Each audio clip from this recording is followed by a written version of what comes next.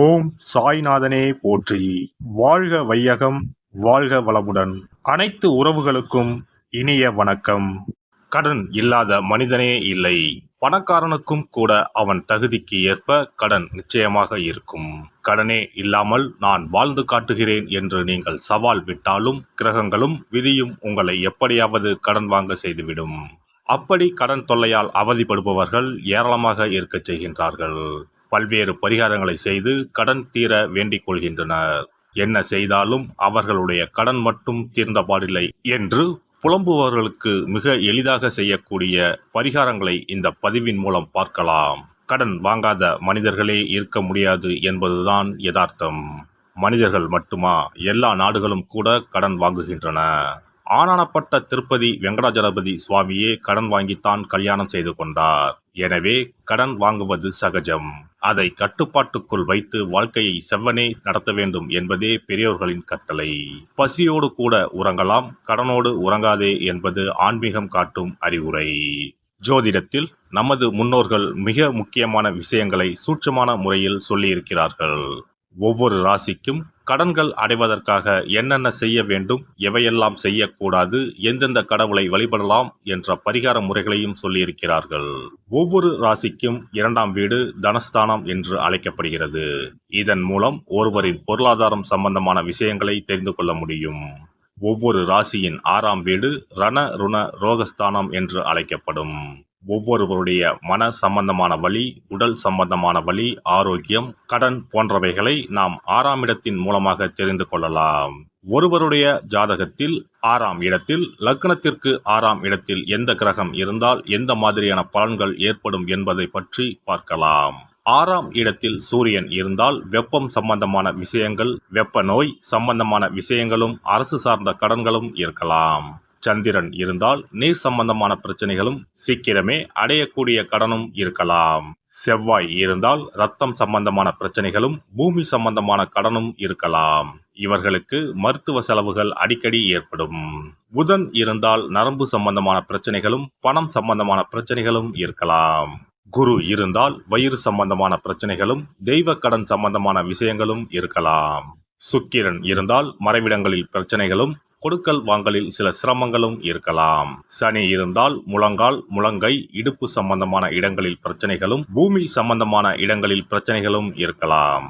ராகு இருந்தால் முகம் சம்பந்தமான பிரச்சனைகளும், பூர்வீக வழியில் சொத்துக்கள் பிரச்சனைகளும் இருக்கலாம். கேது இருந்தால் ஞாபக மறதி சம்பந்தமான விஷயங்களில் சிறிது இரக்கங்களும், கையிருப்பு சம்பந்தமான பிரச்சனைகளும் ஏற்படும்.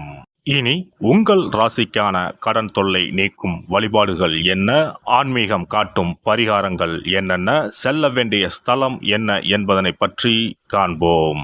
உங்கள் வாழ்வில் கடன் அடைந்து வளமும் நலமும் செல்வ செழிப்பும் பெற்று வாழ்வில் உயரிய நிலையை அடைய எல்லாம் வல்ல எம்பெருமானை வேண்டி விரும்பி கேட்டுக்கொள்கிறேன். சிம்ம ராசி. சிம்ம ராசி என்பது ஆண் ராசி ஆகும். வடமொழியில் சிம்மம் என்பது தமிழில் சிங்கம் என்று பொருள்படும். சிம்ம ராசியின் அதிபதி சூரிய பகவான் ஆவார். தனாதிபதி புதன், ரண ருணாதிபதி சனி பகவான். சிம்ம ராசிக்காரர்கள் தொழில் செய்வதை விட வேலை பார்ப்பதே சிறப்பானதாக இருக்கும். திருமணத்திற்கு பிறகே இவர்களுக்கு வேலை என்பது நன்மை தரும் வகையில் அமைந்திருக்கும். ரத்தம் சம்பந்தமான உறவுகளுடன் இணைந்து தொழில் செய்தால் லாபம் கிடைப்பதில் சிரமங்கள் ஏற்படும்.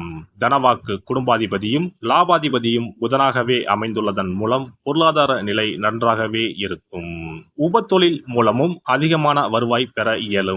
வாக்கு ஸ்தானாதிபதி புதனாக இருப்பதால் இவர்களுக்கு வாய் சாமர்த்தியம் அதிகம். எந்த சூழ்நிலையையும் தனது வாத திறமையால் வெல்வார்கள். இவர்கள் வளர்பிறையில் ஞாயிறு, வெள்ளி ஆகிய நாட்களிலும், தேய்பிறையில் திங்கள், புதன் கிழமைகளிலும் கடன் கொடுப்பது வாங்குவதை தவிர்ப்பது நல்லது. கடன் அடைவதற்கான பரிகாரம்: விநாயகர், சிவன் ஆகிய தெய்வங்களை வணங்கினால் கடன் அடையும். கிழக்கு, தெற்கு ஆகிய திசைகள் நோக்கி கடனை அடைப்பது நன்மை தரும். ஞாயிறு, வியாழன், வெள்ளி ஆகிய கிழமைகளில் கடன் அடைப்பதை தொடங்கினால் சீக்கிரம் கடன் அடையும். சிம்ம ராசிக்காரர்கள் விநாயகர் அகவல் சொல்வதும், அருகம்புல்லை விநாயகருக்கு சமர்ப்பிப்பதும் நன்மையை கொடுக்கும். சூரியன் மற்றும் செவ்வாய் ஹோரையில் கடன்களை அடைக்க தொடங்குவது இவர்களுக்கு நன்மையை கொடுக்கும். புதிய விஷயங்களை ஆரம்பிப்பது கூட இவர்கள் சூரியன் மற்றும் செவ்வாய் திசையில் ஆரம்பிப்பது மிகுந்த மாற்றத்தை கொடுக்கும். செல்ல வேண்டிய தலம் திருவந்திபுரம் தேவநாத பெருமாள் கோவிலுக்கு சென்று தேவநாத சுவாமியையும் ஹயகிரிவரையும் தரிசித்து வாருங்கள். இந்த தலம் கடலூருக்கு அருகேயே அமைந்துள்ளது. ஒவ்வொரு சனிக்கிழமையும் அரச மரத்தடியில் மண் அகலில் நல்லெண்ணெய் ஊற்றி கருப்பு திரி கொண்டு 8 விளக்குகள் ஏற்றி வர கடன்கள் அடைய வழி பிறக்கும். சிறப்பு வழிபாடு. குலதெய்வ வழிபாடு குறைகளை தீர்க்கும். முந்தைய வினைகளின் காரணமாக உண்டான கடன் தொல்லைகளிலிருந்து மீள குலதெய்வ வழிபாடு உங்களுக்கு துணை செய்யும். 3 பௌர்ணமிகள் தொடர்ந்து குலதெய்வ வழிபாடு செய்து வந்தால் கடன் தொல்லை படிப்படியாக குறையும். ஆண்டுக்கு ஒரு முறையாவது கட்டாயம் குலதெய்வ கோவிலுக்கு சென்று வர வேண்டும். குலதெய்வ கோவில் தூரமாக இருப்பவர்கள் அல்லது குலதெய்வமே தெரியாதவர்கள் 5 முக விளக்கு வைத்து நெய்யிட்டு தீபமேற்றி முடிந்த அளவு படையலிட்டு வழிபட வேண்டும். இப்படி 9 பௌர்ணமிகள் வழிபட்டு வந்தால் கட்டாயம் கடன்கள் அடைபடும். அது மட்டுமின்றி வரவேண்டிய கடன் பாக்கி இருந்தாலும் வசூலாகும். சங்கடங்கள் தீர்க்கும் சக்கரத்தாழ்வார் வழிபாடு. சனி மற்றும் புதன்கிழமைகளில் பெருமாள் கோவிலுக்கு சென்று அங்குள்ள சக்கரத்தாழ்வாரை தரிசித்து மனமுருகி வேண்டுங்கள். பிறகு அவரை 12 முறை வலம் வந்து வழிபடுங்கள். துளசி மாலை சாற்றி வேண்டிக் கொள்ளுங்கள்.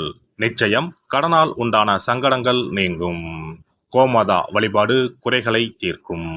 செல்வத்தின் அம்சமான கோமாதாவின் வழிபாடு உங்களை நிச்சயம் காக்கும். காலையில் விழித்ததும் பசுமாட்டை காண்பது தீர்வு கொடுக்கும். மேலும் ஒரு முறையாவது பசுவுக்கு கீரையும் பழமும் கொடுப்பது நல்லது. திருமகள் உரையும் பசுவின் பின்புறத்தை தொட்டு வணங்குவதும் செல்வம் சேர வழி தரும். குளிகை நேரத்தில் வாங்கிய கடனில் ஒரு பங்கை அடையுங்கள். நிச்சயம் முழு கடனும் தீரும். அதுபோல குளிகை நேரத்தில் கடனே வாங்காதீர்கள். அடகு வைத்த நகைகள் வீடு வந்ததும் நன்கு சுத்தம் செய்து மஞ்சள் நீரில் போட்டு பூஜை அறையில் ஒரு நாள் வைத்த பிறகே உபயோகப்படுத்துங்கள். வீட்டை எப்போதும் சுத்தமாகவும் தெய்வ கடாட்சமாகவும் வைத்துக் கொள்ளுங்கள். திருமகள் தங்கும்படி உங்கள் சுற்றமும் செயலும் இருக்கும்படி பார்த்து கொள்ளுங்கள்.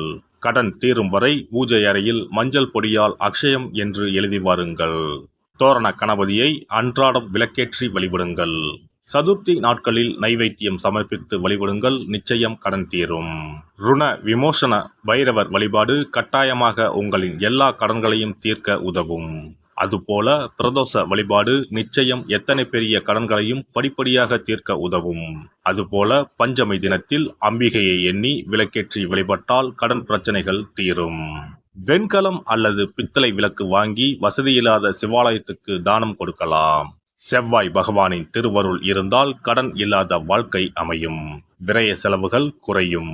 எனவே செவ்வாய் தோறும் செவ்வாயின் அதிபதியான முருகப்பெருமானை வணங்கி வேண்டலாம். சஷ்டி கவசம் பாடி சஷ்டி விரதம் இருப்பதும் கடன் சுமைகளை அறவே ஒழித்துவிடும். எல்லாம் வல்ல இறையருளால் நீங்களும் உங்கள் அன்பு குடும்பமும் உடல் நலம், நீலாயுள், நிறை செல்வம், உயர் புகழ், மெய்ஞானம் ஓங்கி வாழ்க வளமுடன். இந்த வீடியோ பதிவு உங்களுக்கு பிடித்திருந்தால் லைக் பண்ணுங்க, கமெண்ட் பண்ணுங்க, ஷேர் பண்ணுங்க. மறக்காம சப்ஸ்கிரைப் பண்ணுங்க. பக்கத்துல இருக்கிற பெல் பட்டனை கிளிக் பண்ணுங்க. நன்றி, வணக்கம். ஓம் நமச்சிவாய. சிவாய நம.